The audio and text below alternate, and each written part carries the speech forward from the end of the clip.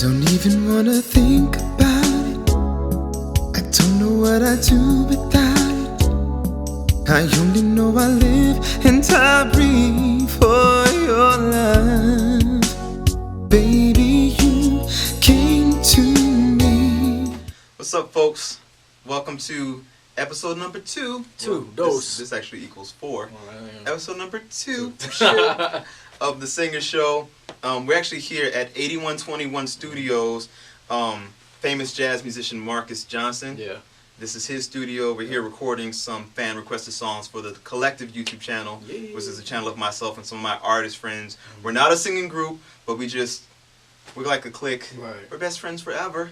Besties. Besties. You guys are my best friends. Together, we'll always be together. Okay, that's not my best singing. And today's show, we're gonna have the Rising Star. Yes. And which is a new rising star for you guys, somebody who's just awesome. Mm-hmm. We're gonna have the for singers only, which we're gonna talk about classical training and is it really superior? Right. Is it? Think again. Or is it not? Maybe it is. You don't know. You'll have to watch. Keep watching. And lastly, in the how the hell did they do that? We're gonna talk about singing with emotion. Mm-hmm. My inbox is flooded with singers who are like, "How the heck do I get?" Or how the hell do they do that? Right.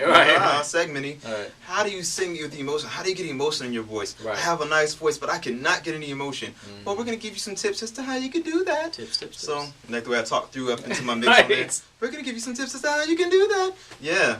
Anyway, so let's get to it with the Rising Star.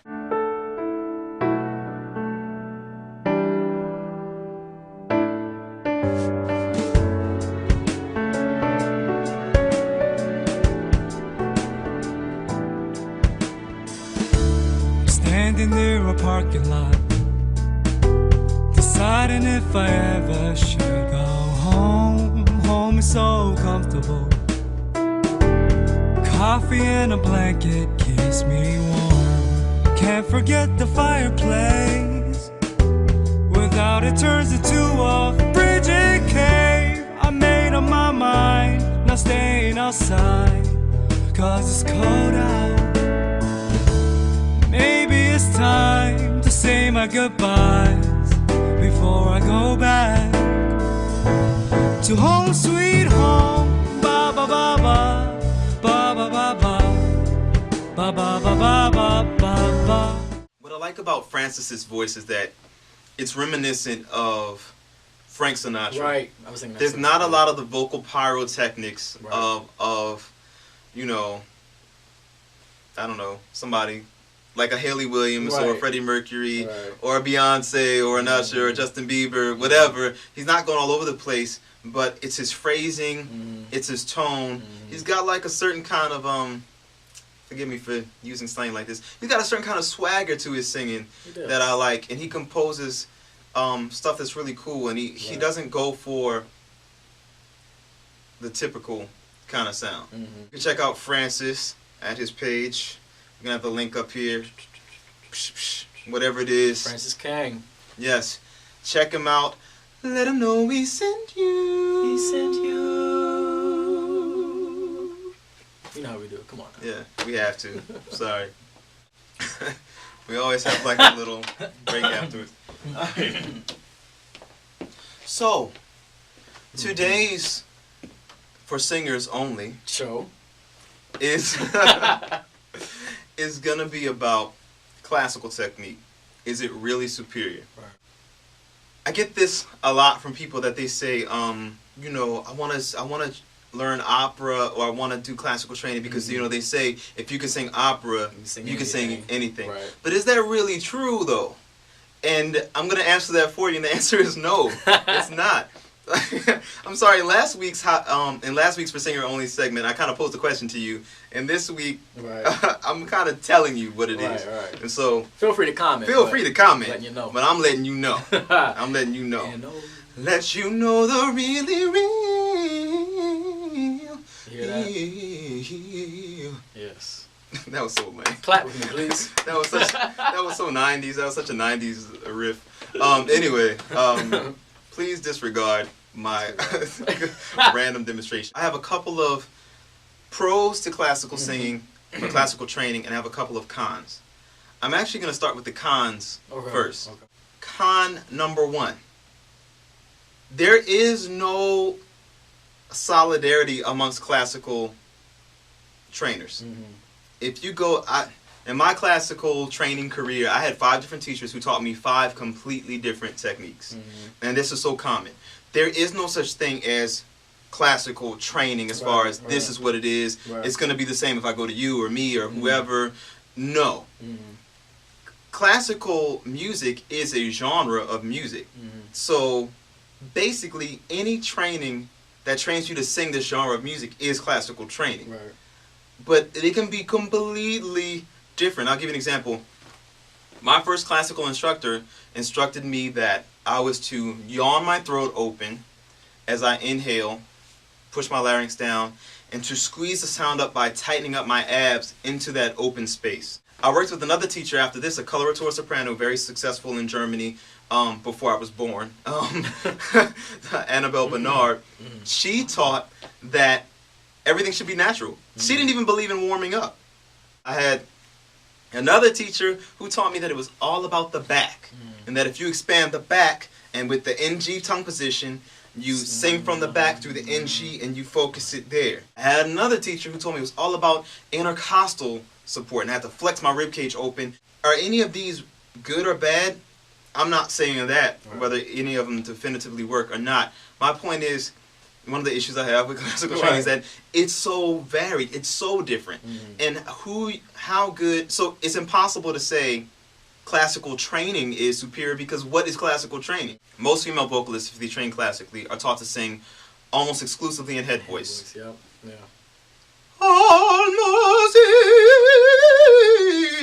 That's all you get. And of course, I'm like caricaturizing it. I hope that they would sing a little freer than that. If you trained in classical singing as a female, taught to use nothing but head voice, this is extremely impractical if you want to sing pop music. When's the last time you heard a pop artist sing a song in all head voice? I haven't. Besides Mariah Carey. And even then, there's really more a very falsetto-y kind of... Right. I can't wait to... You know, it's not like... I can't wait to hate you. You know? And so it's very impractical. All this head voice singing exclusively in head voice without vocalizing your chest voice and mix, can lead to a weakened bottom register. And if your voice has no bottom to it, you're going to sound crazy. You will sound crazy. I don't know if you're familiar with Charlotte Church, but she was like a young... She was a child prodigy. And when she first came out... She was singing all this classical stuff at like 12. Everybody was amazed. Charlotte Church got to her teen years and she decides, I want to start singing some pop music. I want to start singing some pop music.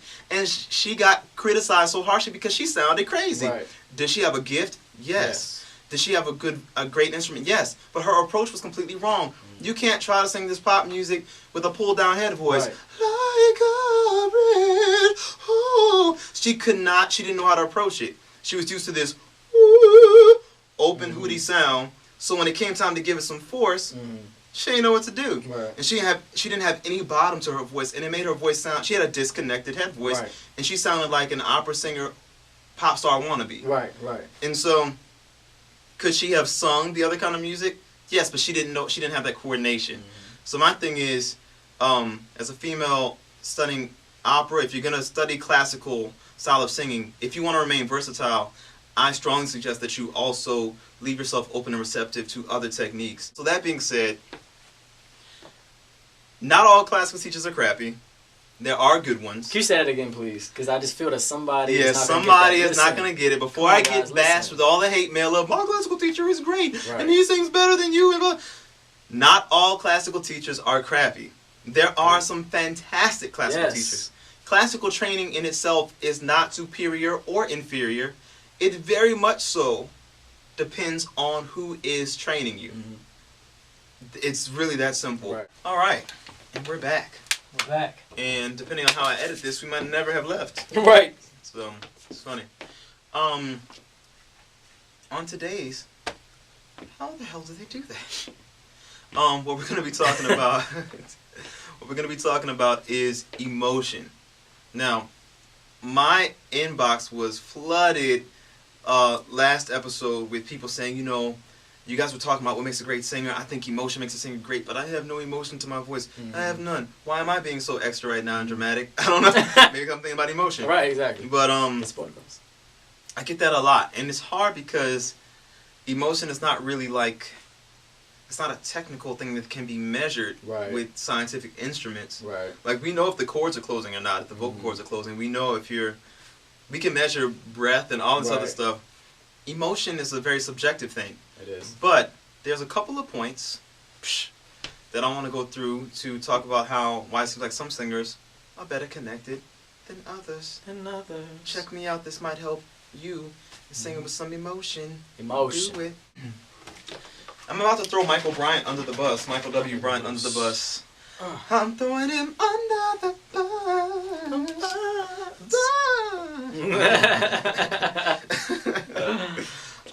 When Michael first came to me for voice lessons, he had a strong sense of musicality. Mm-hmm. Michael is quite skilled at playing the keyboard. Mm-hmm. However is now an adverb, howeverly, brought to you by Masha. When we began developing Michael's voice technically, he developed very quickly. In fact, he developed much more quickly than most students. However, Lee, when it came time to emote to songs, it was a little bit of a struggle. It was a struggle indeed. I was almost kind of hollow in a sense. Was there any one particular thing that especially just helped you out? That like what was, I guess, and I'm really asking. I don't even know the answers to this. but what was like the that epiphany moment of that, because as you'll be able to hear in Michael's clips, he's gotten much better. I get hit up from fans all the time who love Michael's singing, so he's much better at connecting now. What did it? Like, what clicked? For me, it was allowing to just bare my soul, as they say. Allowing to be naked. Okay, not literally. Not naked, literally. Woo! Right. That's another the type singer of stuff. show is getting real. Right. But it for me, ratings it go was... up. No. For me, is when I decided that I didn't mind being vulnerable before everyone else. And realizing that my songs that I sing, or if I was covering another song, they have a message to them and they are connected with emotions. And I just had to be free, just open up. The technique is there. Trust that my technique is going to be solid. And now it's time to emote whether I'm angry, emote whether I'm trying to be sensual, seductive or whatever. It's just time just to open up, really. Just let it go and just sing. Be yourself. Allow your personality to come through. So I strongly agree. I say the time to focus every day while you vocalize, which you should be doing. Every day while you do your breathing exercises, while you vocalize, while you work on your technique, that 20, 30 minutes, hour, however long you spend, that's your time to focus and be meticulous. Right. When it comes time for you to sing a song, let it all go. Right. You have to trust that it's there, because if it's not there, it's not going to come to you while you sing it in front of the mic. Exactly. And play around a little bit. Play around with different emotions. Write a line on a piece of paper and sing it with anger. Then switch it up, sing it with happiness, sing it with sadness, and there should be a distinct difference in each time you sing it. And you might have to work at it, but it's worth it because we want to feel what you're singing. So, well, I want you to leave comments on every segment. Let us know how you feel about Francis. I've been looking at all your suggestions for the next Rising Star, and one of your suggestions will be chosen for next week. Right. Because you guys have introduced me to some amazing singers, so thank you. And leave your comments on the classical thing. Right. Let us know your experiences with classical training. Yeah. Were they good? Were they bad? Did you have a great teacher? Did you have a sucky teacher? Yeah. What? Also, go ahead. Sing with emotion. Yes, I was going to throw a question out for that. Sure, go. For those of you who feel that you emote really well, what do you do to bring that emotion out? Share with us your technique. That is such a good question. Those of you who feel like you emote well, how the hell you do that? What's going on? Tell us. How you do that there? I'm sorry, that's New Orleans coming out. Sorry.